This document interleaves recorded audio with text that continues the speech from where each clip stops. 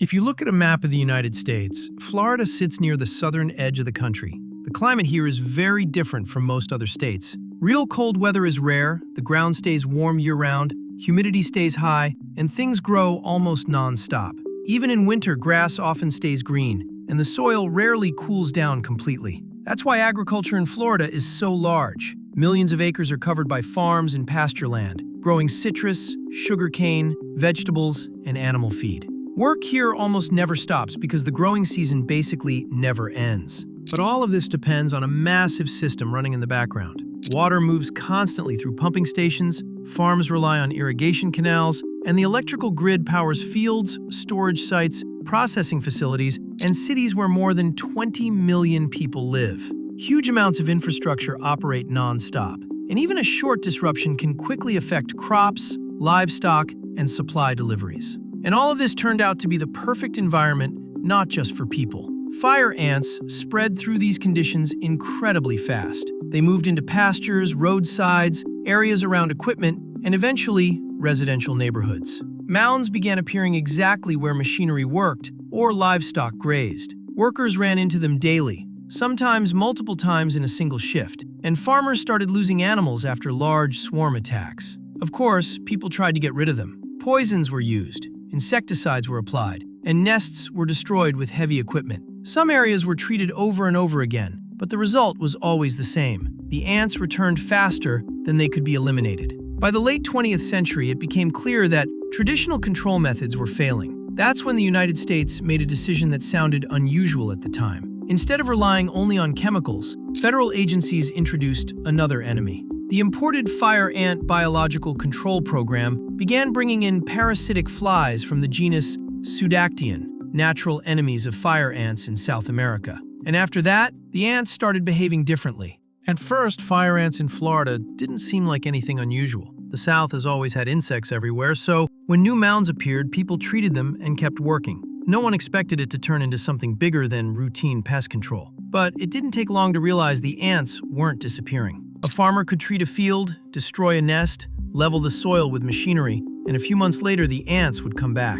Sometimes in the exact same place, sometimes just a few feet away. And with every new season, there were more colonies than before. Pastures started filling with dozens of mounds in a single area. Workers learned to watch every step, because disturbing a nest meant an instant swarm of thousands of ants. For an adult, that usually meant painful stings. For newborn livestock, though, those attacks could turn fatal within minutes. Before long, the problem moved beyond farmland. Ants began nesting around pumping stations, irrigation systems, and electrical equipment. They were attracted to heat from running machinery, and engineers increasingly found that equipment failures weren't mechanical at all.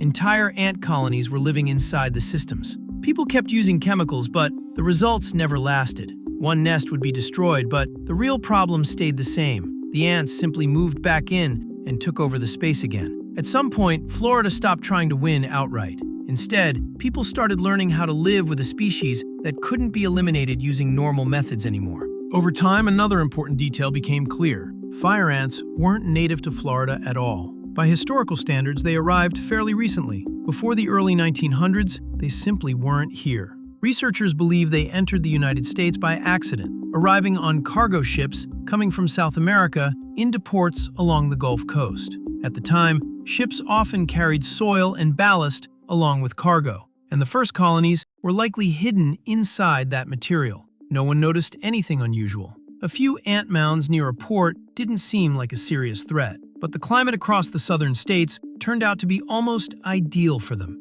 Warm soil, high humidity, and mild winters allowed colonies to grow year-round, with very little resistance. In South America, those same ants had existed for thousands of years, but they never spread this aggressively. Their numbers were naturally limited. Colonies competed with each other. Many didn't survive, and the ecosystem kept things in balance on its own. In the United States, that balance simply wasn't there. The ants spread alongside human activity. Roads were built, soil was moved, farms expanded, and each of those changes unintentionally helped them move farther. Within just a few decades, fire ants had spread across most of the southern United States. By the time scientists began studying the problem seriously, one thing was obvious. The ants were actually doing better here than in their native range. So researchers turned their attention back to where the story started, South America, trying to understand what was keeping fire ants under control there. When researchers began studying fire ants in their native range, they first assumed the difference had to be climate or soil. But it didn't take long to realize the environment looked almost the same as the southern United States: warm regions, high humidity, and wide open landscapes. And yet, the ants weren't taking over territory the way they had in Florida. Colonies were still there, but they were less dense. They disappeared more often, dominated less space, and no single species was able to control everything around it. Something was clearly keeping them in check. In South America, fire ants live under constant pressure from other organisms, predators, diseases, and parasites they evolved alongside over thousands of years. Every colony exists with some level of ongoing threat. During field observations, researchers began noticing something strange. Active colonies would sometimes slow down without any obvious reason. Ants stopped searching for food, workers stayed underground, and activity around the mound suddenly dropped, even though nothing appeared to be attacking them. The only visible change was a few tiny flies hovering above the colony. At first, no one connected the flies to what was happening. They were so small they barely stood out. But every time those flies appeared, the ants reacted the same way. Workers froze, foragers disappeared, and the entire colony seemed to shift into a defensive state. That's when researchers realized fire ants did have a natural enemy, one they feared even before any direct damage occurred. So they started watching more closely. It turned out these flies weren't attacking just any insect. They were interested in only one target: fire ants. The flies hovered directly above worker ants and, at the right moment, made a quick dive downward. So fast it was almost impossible to notice without slow-motion footage. Then the fly simply moved on. Nothing appeared to happen at first. The ant kept moving, returned to the colony, and behaved completely normally. That's why, for a long time, no one linked these flies to changes in fire ant populations. The real impact showed up later, sometimes weeks afterward. During that quick attack, the fly managed to lay an egg directly inside the ant's body. The larva developed slowly, feeding on the ant and gradually moving toward its head. None of this was noticeable to the rest of the colony. For a while, the infected ant looked normal, but over time, its behavior began to change. It left the nest less often, stopped doing regular work, and sometimes wandered away from the main activity. In many cases, these ants eventually left the colony altogether, and that's when the final stage began. A few weeks later, the tissues inside the head broke down until the head separated from the body. From there, a new adult fly emerged, ready to start the cycle again. But the most surprising part was something else. When researchers started measuring the actual impact, they found something unexpected. The flies weren't killing most of the ants. Only a small percentage were infected, and that alone couldn't explain why fire ant populations in South America stayed under control. The real effect showed up somewhere else. As soon as the flies appeared nearby, the entire colony changed its behavior. In some cases, ants almost stopped searching for food for hours at a time. And for a colony, that's a serious problem. Ant colonies survive only if workers constantly bring food back to the nest. When foraging slows down, growth slows down too. Fewer new ants are produced, territory becomes harder to defend, and other species quickly move in. So the impact worked in a very different way. The flies weren't wiping out fire ants directly. They were taking away their biggest advantage: non-stop activity. That's why fire ants never became dominant in South America. They lived under constant pressure that kept colonies from expanding without limits. And eventually, American researchers started asking a question that once sounded too risky. If these flies kept fire ants under control in their native habitat, what would happen if they were introduced to Florida? By that point, the situation in Florida was already obvious.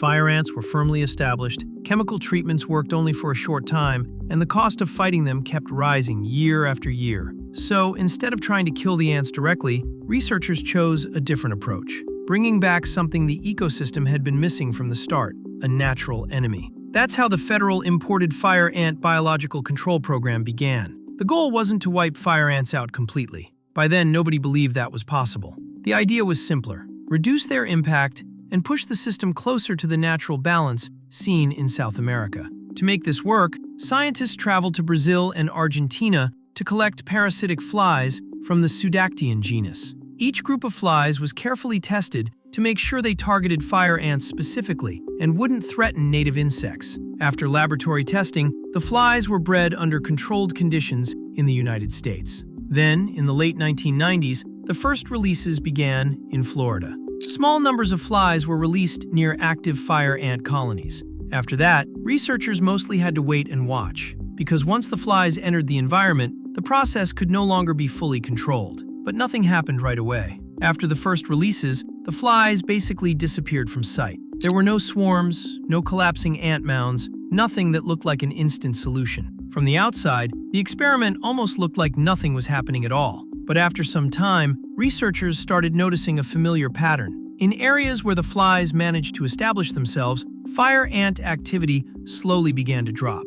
The colonies were still there, but their behavior changed. Workers left the nest less often, foraging areas became smaller, and new mounds started appearing more slowly than before. The most important shift was that the flies began spreading on their own. They no longer needed human help. Whenever new fire ant colonies appeared nearby, the flies followed them naturally. Over time, they moved far beyond the original release sites. After several years, it became clear that the system was working, just not the way people originally expected. The ants didn't disappear, they simply stopped dominating. In areas once controlled almost entirely by fire ants, native ant species and other insects slowly began returning. For the first time in decades, the expansion of fire ants started to slow down. But the most interesting changes showed up later. Researchers began noticing that fire ants were actually changing how their colonies were built. In areas where the flies were constantly present, nests were dug deeper underground. Activity on the surface dropped, and foraging paths became shorter and more cautious. Put simply, the ants started behaving differently. Most people would never notice this change, but for the ecosystem, it mattered a lot. A species that once spread aggressively was now forced to slow down, conserve energy, and avoid unnecessary exposure. And that alone turned out to be enough to slow the rate at which fire ants had been spreading for decades. And this wasn't just happening on farms. Fire ants had already become a serious urban problem. They showed up around air conditioning units, electrical panels, traffic lights, and roadside utility boxes. The ants were drawn to warmth and electrical activity, which often led entire colonies to move straight into operating equipment. Maintenance crews regularly discovered nests inside transformers and traffic control systems. But once the flies became established, cases like this started happening less often. Not because the ants disappeared, they didn't. The colonies simply became less active and expanded into new locations more slowly. For city services, that meant fewer equipment failures and fewer sudden outages. Over time, biological control stopped being viewed as just an agricultural tool. It also became a practical way to reduce damage to everyday infrastructure people rely on. And that's when the story stopped being just about Florida. Fire ants were never a problem limited to a single state. While researchers in Florida were starting to see early results, things farther west were getting worse, especially in Texas. Texas turned out to be almost perfect territory for fire ants. Huge grazing lands, mild winters, and constant soil movement from farming allowed colonies to spread for hundreds of miles. In some counties, farmers said you couldn't walk across a field without seeing multiple ant mounds along the way. The situation often got worse after heavy rains. When the ground softened, older nests collapsed, and the ants immediately rebuilt new ones, sometimes all at once. In certain areas, dozens of active colonies could appear on a single acre. For farm equipment, that meant constant delays. For livestock, it meant a real risk of running into thousands of aggressive ants at the same time. By the early 2000s, it became clear that Texas was heading down the same path Florida had already experienced, just on a much larger scale. So the fly program was expanded there. The first releases barely attracted attention. Researchers chose locations with dense fire ant populations and released small groups of flies near active colonies. Sometimes this happened directly on pasture land, sometimes along roads or irrigation systems. And again, nothing changed right away. But after a few seasons, researchers began seeing the same pattern they had seen in Florida. The ants were still there, but colony behavior started to shift. Expansion slowed. New territory was taken over less aggressively. In some areas, native ant species began returning. In Texas, the changes were actually easier to notice. Farms were spread across huge distances, and chemical treatments had never been applied consistently. That made long-term trends clearer. Entire regions stopped showing the steady yearly increase in fire ant density that farmers had come to expect. Over time, the flies began appearing far beyond the original release sites. They moved along highways, power line corridors, and agricultural transport routes, essentially following the same paths the ants had used to spread in the first place. Wherever new fire ant colonies appeared, the flies eventually showed up too. And for the first time, it became clear that the process was no longer limited to controlled experiments. Over time, large-scale fly releases were gradually reduced because they simply weren't needed anymore. The fly populations had already established themselves and continued spreading alongside fire ants without human help. People had started the process, and after that, the system largely began regulating itself. Today, fire ants are still part of everyday life across the southern United States. Their mounds can still be found in pastures, along roadsides, and around homes. But the situation no longer looks like an uncontrolled invasion. Their spread has slowed, growth has become more predictable, and natural limits are finally back in place, which was the goal all along. And maybe the strangest part of this story is that most people in Florida or Texas have never even heard of pseudactyon flies. From their perspective, fire ants didn't disappear. They just slowly became less of a problem over time. But above thousands of ant mounds, a tiny insect is still doing exactly what it was brought here to do: hovering and hunting, and quietly changing the behavior of one of the most successful invasive species in North America.